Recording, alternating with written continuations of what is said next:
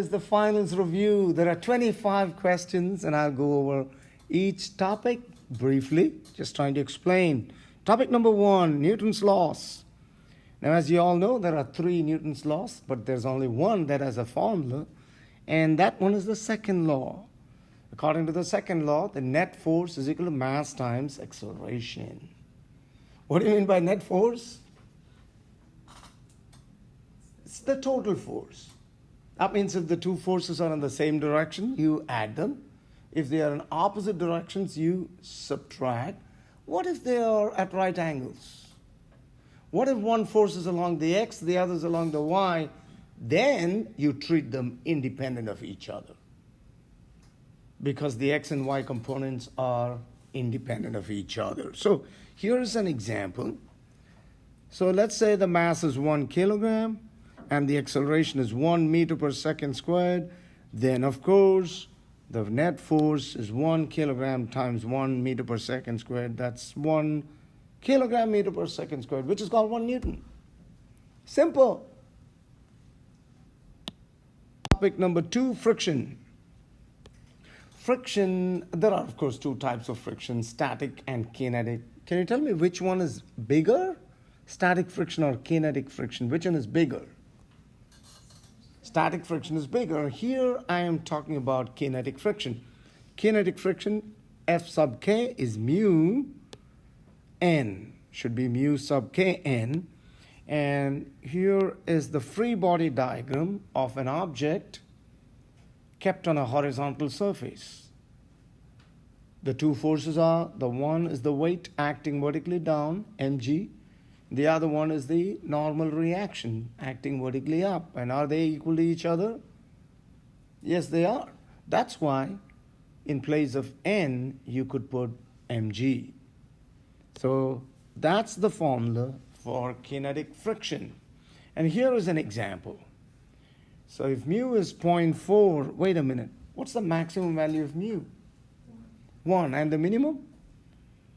0, which means it's frictionless. So mu can be between 0 and 1.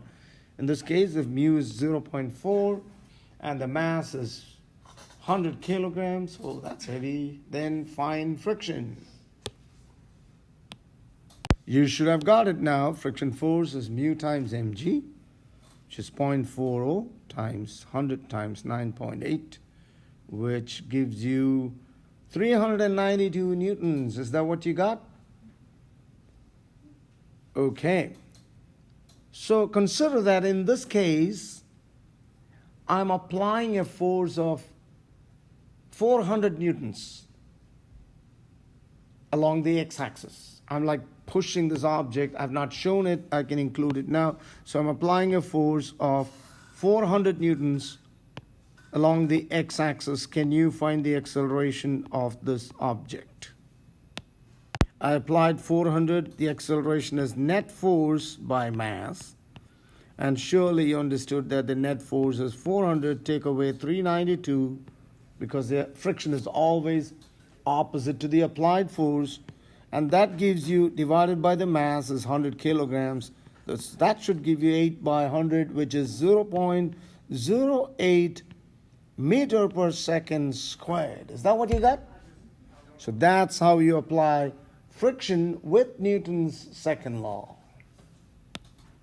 So here's another example where I have combined Newton's laws with friction. Kind of what we did. So you have the 10 kilogram object. Well, a little different. You see that there are 2 forces, 65 newtons. One weight, 20 newtons opposite. The weight and the normal force applied. The weight is mg, so 10 times 9.8 gives you 98 newtons. That's the normal force. Oh, when I'm asking you to find mu, go ahead, find mu.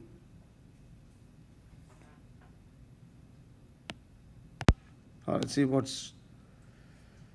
So friction is mu n. Oh, that was friction. Look, that was the friction force. So friction is mu n, so you can find mu. That's what I missed. So I'd given you friction, and friction is mu times n. So mu is just that. which gives you 0.20. And then the second part of the question, what is the acceleration?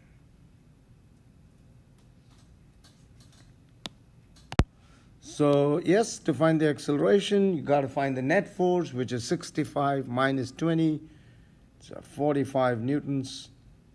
That's acting to the right, obviously, if you're asked for direction, and the net force is mass times acceleration, which gives you acceleration is net force by mass, which is 45 by 10, 4.5 meter per second squared is the answer. And acceleration is a vector, so you may have to give the direction. If so, you would say to the right, because the bigger force, 65 Newton, is to the right. Are you with me? All right, the next topic is linear momentum. How do you define linear momentum? Linear momentum is the product of mass and velocity. Is linear momentum a vector? Yes, and its direction is the same as the direction of velocity. So P vector is mass times velocity. Mass is in kilograms, velocity is in meter per second, and you would get momentum in kilogram meter per second. Next up, you have impulse. What is an impulse? Impulse is the product of force and time, but impulse is also equal to change in momentum. So impulse has two formulas.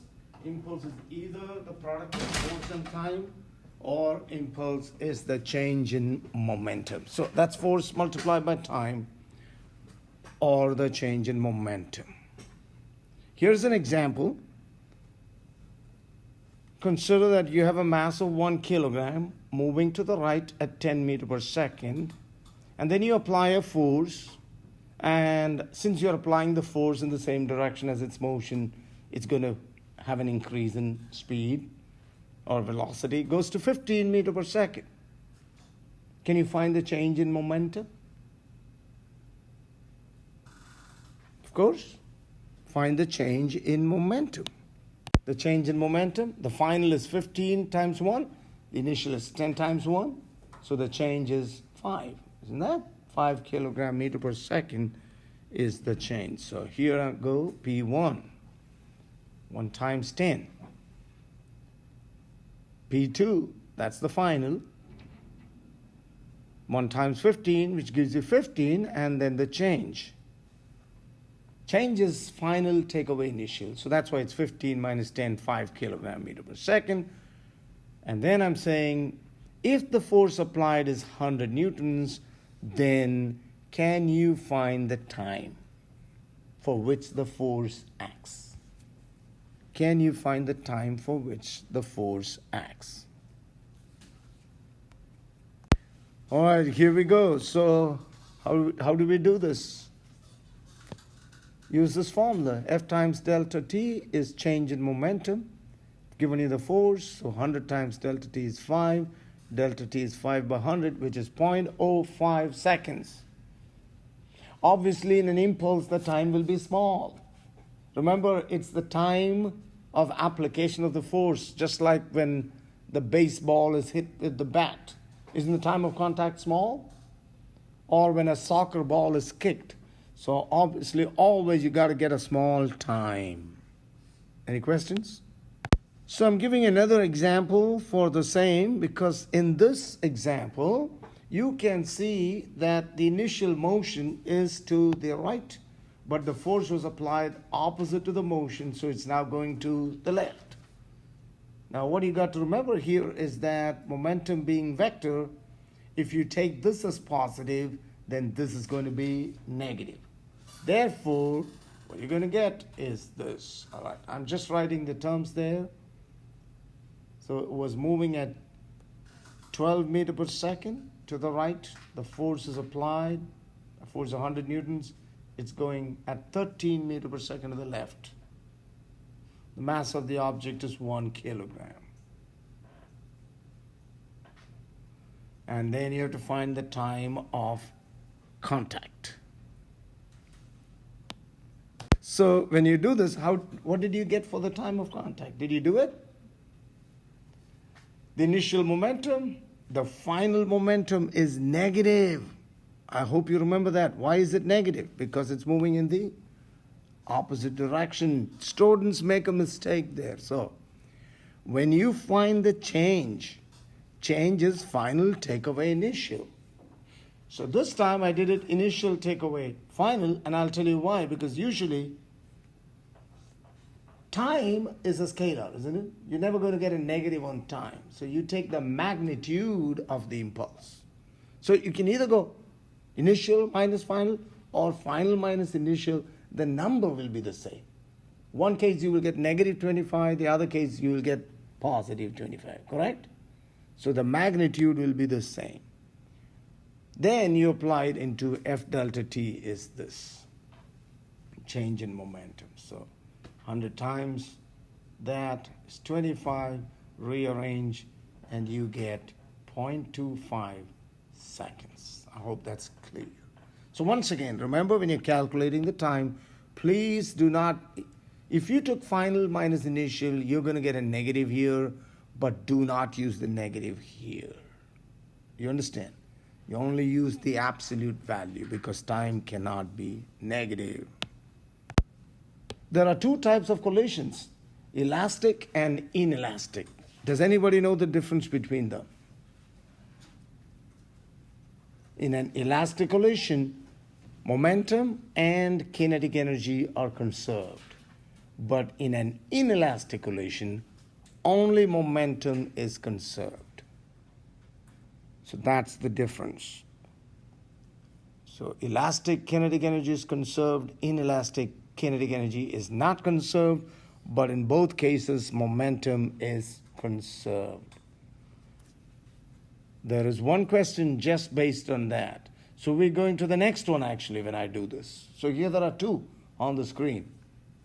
So in this part, just drawn it, there is a 1 kilogram object moving at 2 meters per second along the x-axis, collides with another one of 0.5 kilogram moving at 1 meter per second also along the x-axis. So this is collision in one dimension.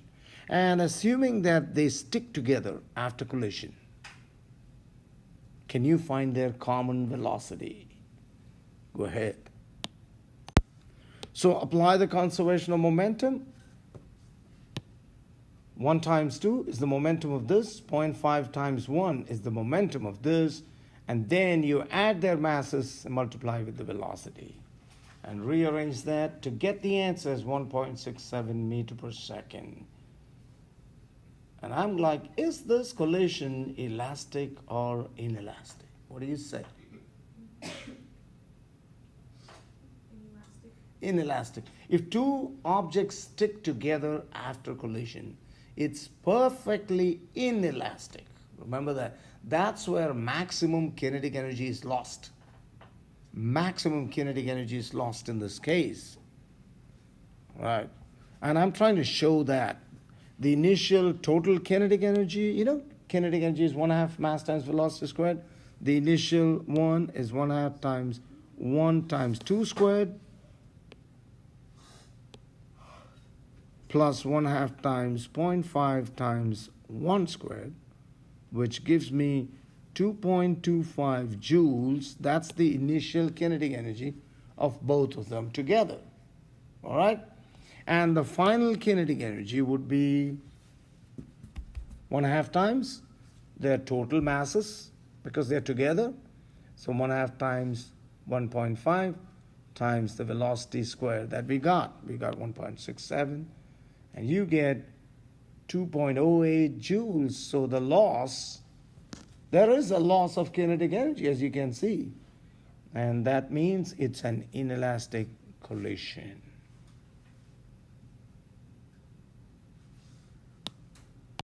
The next question is about the ballistic pendulum. Remember that lab? Who remembers the lab? What did we do? Come on. Yeah, shoot the steel ball into the pendulum and then it gets stuck in it and they swing up. What did we measure? We measured the angle. You remember that? So I'm just trying to quickly give you that idea. The bullet is shot into that. The masses of the bullet and that of the pendulum are given here. And then now you see the bullet stuck in it. So you take the total mass. And you first apply the conservation of energy.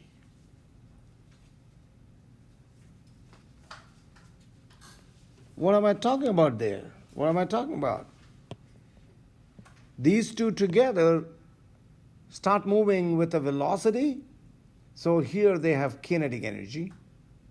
And as it swings up, it slows down. So ultimately, the kinetic energy gets converted into potential energy. So that's why I'm saying the potential energy at this point should be equal to the kinetic energy when it started out. All right? And isn't the formula for potential energy mgh is equal to 1/2 times mass times velocity squared, which gives you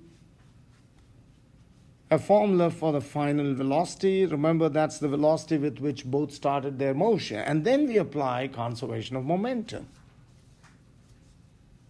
where the mass of the bullet times the velocity of the bullet plus, what's the initial momentum of the pendulum? 0, because it's not moving, is equal to, they're both together, add their masses times the final velocity. And that would give you a formula to find the velocity of the bullet. Isn't that easy to understand? So you have conservation of energy and conservation of momentum together.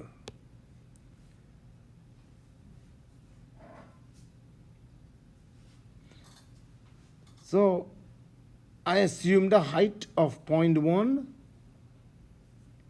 just to make it a problem. So I assumed that it went up by 10 centimeters, which is 0.1 meter, which gives me the final velocity.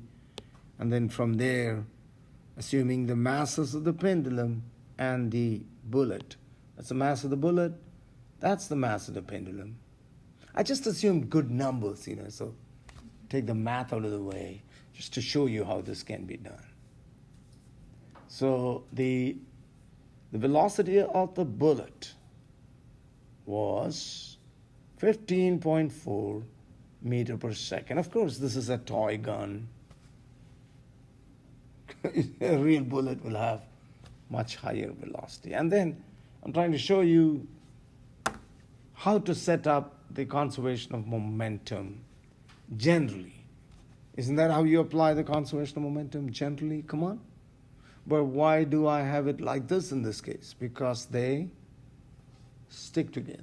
So please don't go all the time and apply this. This is the general formula.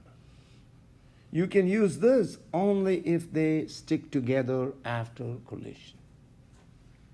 Because I've seen students do that, because students like cute formulas, so they'll go with this and then mess up. So the next one is static equilibrium, where we first define torque. Who knows the definition of torque?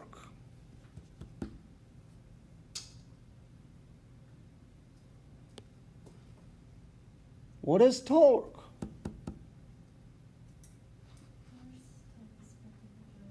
Correct, force times perpendicular distance, but if the distance is not perpendicular, you bring in the angle. So the general formula for torque coming up is RF sine theta, where R is the radius or the distance of what? Of the force from the axis or the pivot, and theta is the angle between the line of action of the force and the pivot. So here is an example. The distance is 0.5 meter, the force is 10 newtons, and the angle is theta degrees. Find the torque.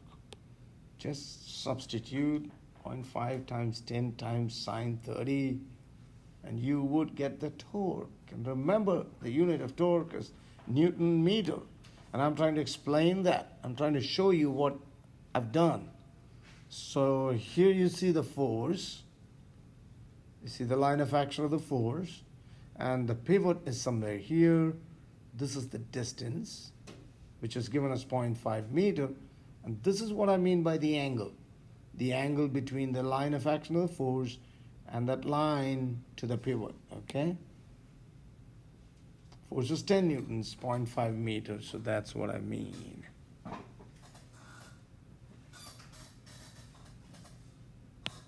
Actually, static equilibrium, and we did a lab with the meter stick. You remember that? The meter stick and different masses. So I'm trying to set up something like that on the exam. And so here is the meter stick or whatever that's pivoted here. And then there are forces, 100 Newton, 50 Newton, at distances shown, both on the right side and the left side. And I want you to find that force. Go ahead. So the first question is, should I give you the mass of the rod if it's pivoted at its center of mass? Do you need to consider the mass of the rod? To find the force? To find that force? No, because since it's at the pivot, or the center of mass is the pivot, it creates no torque.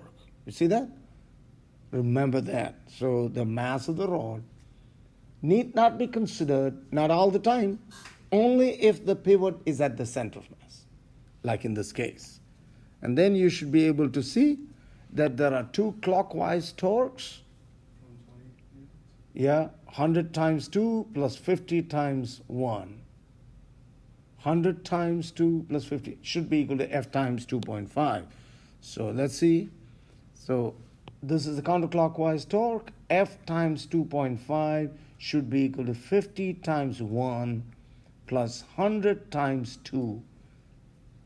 That's all you need to do.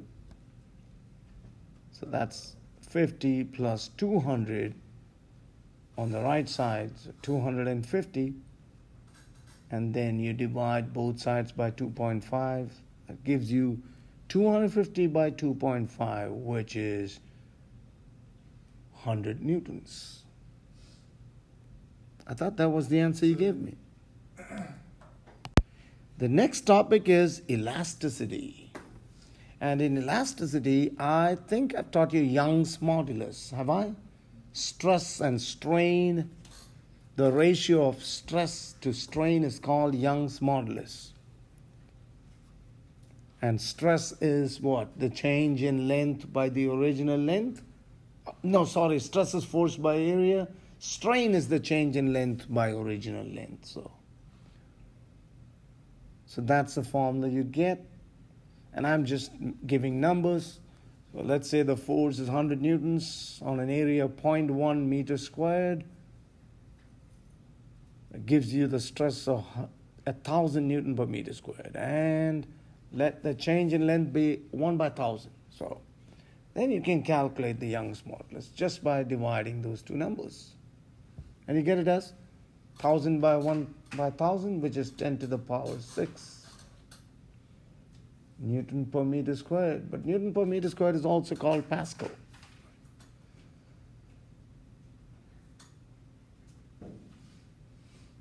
And I said, if I give you like a cable, remember that the force is applied on its area of cross section, that would be pi r squared. So I said, remember, it's pi r squared. Now in this question, I gave you the area directly. I may not be that kind. Might give you the radius or give you the diameter, because I know some students will forget to take half of it. It's all about attention, isn't it? Testing your attention and concentration. So that's what I'm trying to say here. Okay, use A is equal to pi r squared.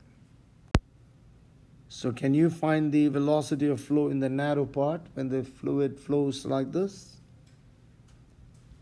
Obviously it's going to be bigger, so you should have easily seen what it is. Got it? What did you get? Of course, because the ratio is 4 times. But this is the formula we use. The product of area and velocity must be equal. whether you call it A1, V1 or A2, V2, whatever you call it. Now, but here's the question. Can you keep it in centimeters squared? It's a ratio, so as long as it's consistent units, just go with it. You don't have to change it into meters squared here. So 100 centimeters squared times 10 is going to 25 times this. So it gives you 40 centimeters per second. So an additional thing that you can be asked to do is, can you find the volume of liquid flowing per second? In this case, volume of liquid flowing per second. What is the formula for that? In fact, area multiplied by the velocity gives you the volume flowing per second. Remember that. So the volume of the fluid flowing in 1 second is simply the area of cross-section times the velocity. So that is, you can use either one of them. I've used the big area and the smaller velocity.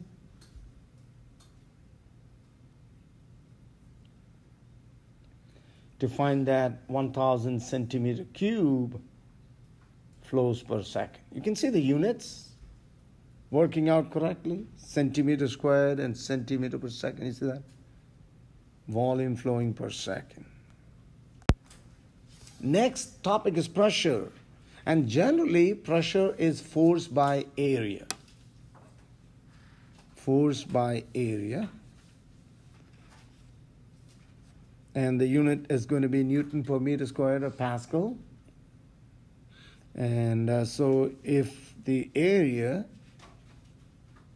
and the force are given, then you should be able to find the pressure. So here I'm saying there's a 100 kilogram object, like a solid, and it's just resting on a table and the area is 0.1 meter squared. Find the pressure. Can you do it? Of course. What is the force? Isn't the force mg divided by the area? So the 100 kilogram times 9.8 divided by the area. Remember, in these cases, the area must be in meters squared. Here there's no ratio. So that's a tremendous pressure. It's 9,800 pascals. And then we have Archimedes principle. Again, fluids, Archimedes principle. Anybody knows what Archimedes principle is? It talks about the buoyant force being equal to the product of the volume of fluid displaced times the density of the fluid times acceleration due to gravity. So when you have a solid either floating or has sunken down, in either case, there's always a buoyant force, isn't it? And the buoyant force is what? The weight of fluid displaced. You realize this is the weight of fluid displaced? How do I get the weight? Because it's volume times density is the mass, and m times g is the weight. So in one sentence, buoyant force is equal to the weight of fluid displaced. And then I'm trying to show and explain that buoyant force, or giving numbers there, is the volume of this whole solid, because you can see the whole solid is under the liquid. Density of it, that's water, density of water. Then the buoyant force can be easily calculated to be 980 newtons. And how do you know whether it will sink or float? Right. If the buoyant force is at least equal to the weight, then it will float. Correct? And straight we go to Carnot's engine. That's thermodynamics now. Carnot's engine, you have, what is Carnot's engine? You have the heat absorbed, the heat rejected, and how much is converted into work. So QH is the heat absorbed, QC is the heat rejected, And the work done is this. So, and of course the work done is the difference between QH and QC. So if 1,000 joules is taken in and only 400 is given out, then 600 is converted into work. And again, the temperatures are TH and TC. So you have efficiency written in two ways. You remember the two formulas? One is work over QH, but again, work can be QH minus QC. The other is TH minus TC by TC. By TH. What is the minimum value of TC? The minimum value of TC. 0 Kelvin. That's where Kelvin got the idea of absolute zero. Because when TC becomes 0, you have TH by TH, which already makes efficiency 100%. 1 or 100%. Can TC be negative? No way. Because if it's negative, two negatives make a positive, and this is going to go more than 100%, which is impossible. That's why we have no negative temperatures in the Kelvin scale. Now I've told you that. And, oh my goodness, just be careful. T must be in Kelvin. If you have the temperature in Kelvin, it'll always work in any formula. Celsius will work with formulas where you have the change in temperature. So be careful. All right, so here's a question. TH 127, TC 27, find efficiency. So remember to convert the Celsius into Kelvin. And for that you add 273. So this one becomes 400, this one becomes 300. Obviously, I'm picking good numbers. And so you get 25%, that's right, 25%. So the next topic is change in entropy. Change in entropy. Do you remember the formula for change in entropy? Anybody? Change in entropy is dQ by T. You just need, if we do this, ds is dQ by T. dQ is the heat either entering or leaving the system, and T is the average temperature. And dQ could be mc delta T. Remember that? That's the formula used when you heat or cool a substance. But when there is phase change, what's the formula? dQ is equal to mass times latent heat. All of these formulas are on your formula sheet. You just need to know which one to use.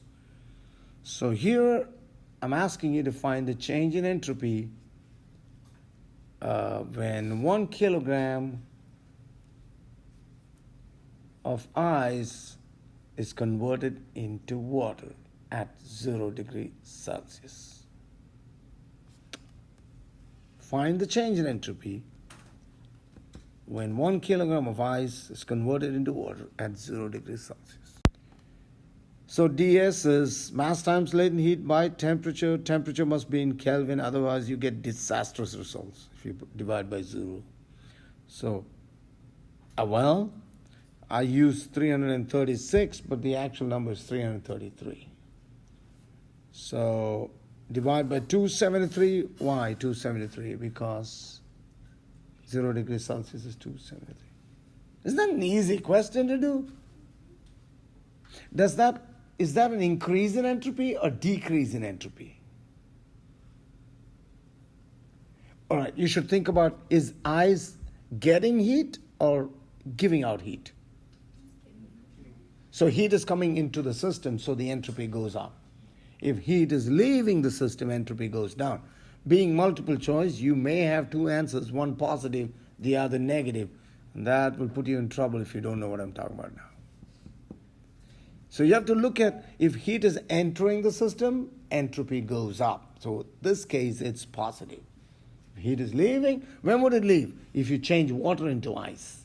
Correct? You have to remove the heat from water.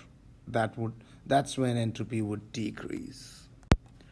So next, thermodynamics, you have the first law and the second law.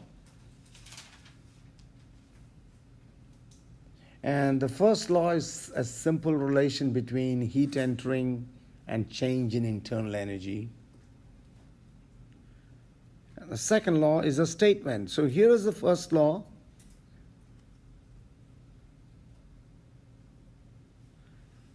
Let me explain this. This is the heat entering or leaving the system. This is the change in internal energy. What do you mean by internal energy?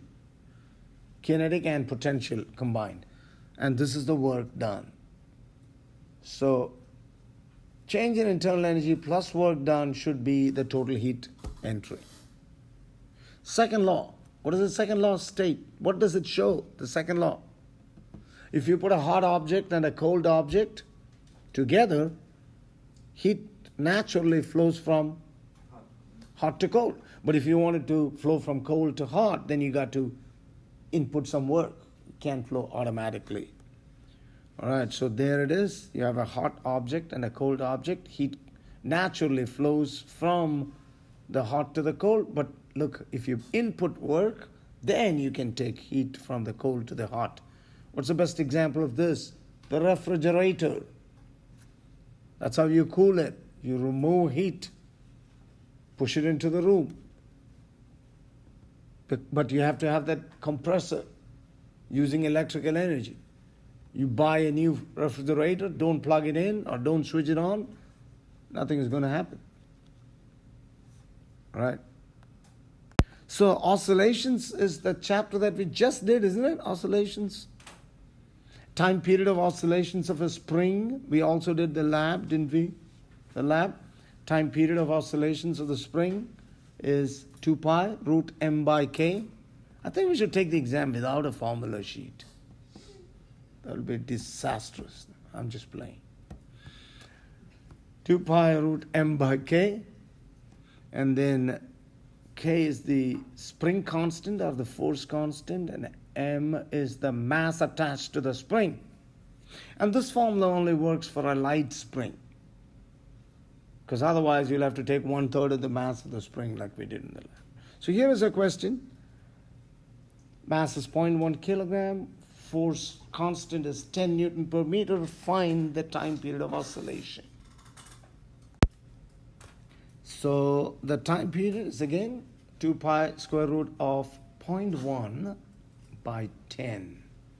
So that's easy. 1 by 100. So square root can be taken easily.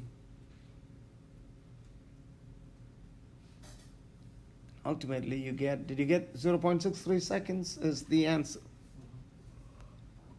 which is another example of oscillations, specifically called simple harmonic oscillation. In this case, it's 2 pi square root of L by G, the length of the pendulum and the acceleration due to gravity. So find the time period of this. And obviously, in this case, the answer should be close to 2 seconds. Is it? Because if you plug that in, 2 pi square root 1 by 9.8. Well, yep, you exactly get 2.00 seconds. Or maybe the third digit is something here. And then this morning, I taught you about wave speed, mechanical waves have a velocity given by the product of frequency and wavelength. So that's frequency, that lambda is the wavelength. So if I give you the frequency and the wavelength, you should be able to find the speed.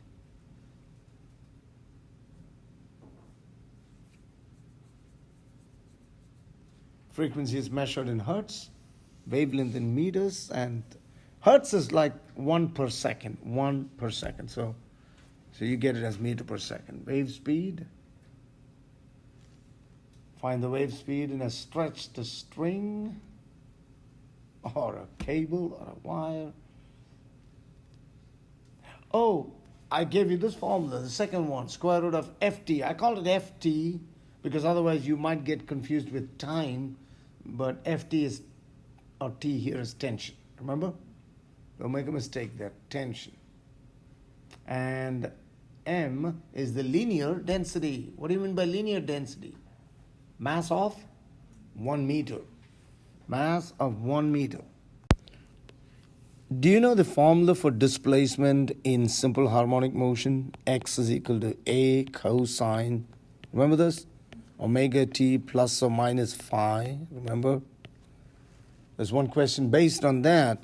And what are the terms? A is the amplitude. And do remember that omega is the angular frequency, which is 2 pi times the linear frequency.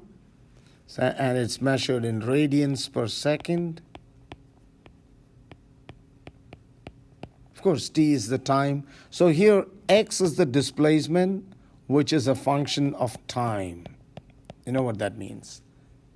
Because the mass is moving, and depending on the time, the x changes, isn't it? So x can go from 0 to plus a or to minus a. Remember that oscillation? So that's what. And phi, I remember you asked a question about phi, is the initial phase. Usually the initial phase will be 0. Don't worry about that. So if I give you an equation like x is equal to 5 cosine phi pi by 4 t plus pi by 2, will you be able to find the angular frequency? I mean, that's straightforward. Or will you be able to find the linear frequency? Yes. How do you find it? You compare this and you look at the formulas, you see omega is right here. So you know that omega is what? Omega is phi pi by 4 by comparison. And then you know that that should be 2 pi f. So, right? Because omega is 2 pi f, and then you can cancel that. And you can get f is equal to 5 by 8, which is